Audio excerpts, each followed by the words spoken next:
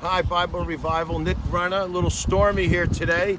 And we're on our journey with Paul for the next couple days. We already talked about the centurion on their first one who put Paul in handcuffs, watching him like a guard. Then Paul told him, hey, there's trouble ahead with the terrible storms that are approaching. Their sails were not producing any forwardness, and they ignored him. But now the storm is kicking. And like in life, the storms are going to be kicking in your everyday life. So we ignored the calls that we're getting. Now we hit the storm. But all through this, Paul is calm because the Lord is with him till the Lord's purpose is done. Paul's in calmness. He knows he'll be in Rome for his case that he's arrested because he's a Christian. Imagine. And all over the world that's happening now. But on Paul's journey, these centurions who have all these, there's about 300 people on this boat. It isn't no little day excursion. Now they ignored him. Now the winds kick up. And what happens to those in power? The captain, the owner of the boat, the centurion, they're scared. And here's Paul, a prisoner, the calmest guy. So, don't give up hope because God is in the equation. His purpose will be fulfilled in your life through your storm. It's a great anchor. Well, anchor, I don't know, meaning a foundation. Okay, Acts we're in 27 and 28 in our little series here. This is the cruise going through the Mediterranean from Jerusalem to Rome, and we're about a third of the way there. They started in Sidon, then they went to Fairhaven. Okay, Acts 27, 15, 27. And when the ship was caught and could not face the wind, we gave way to it and were driven along. We managed with difficulty to secure the ship's boat.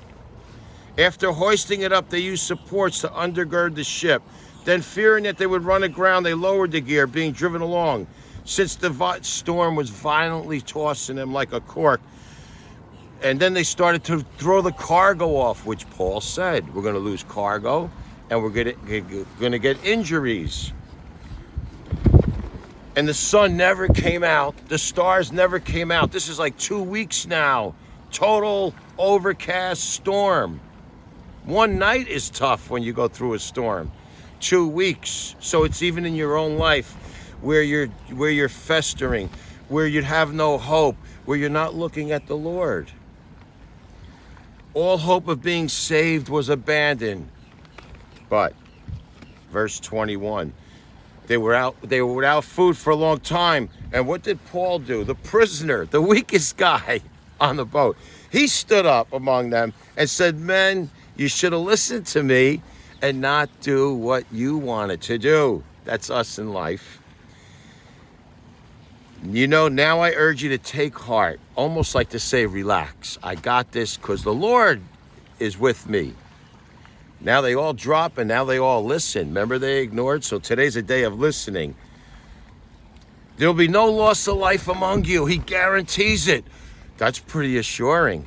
No loss of life. He was at peace when he said it. These other guys were frantic. Only thing we're going to lose is the ship.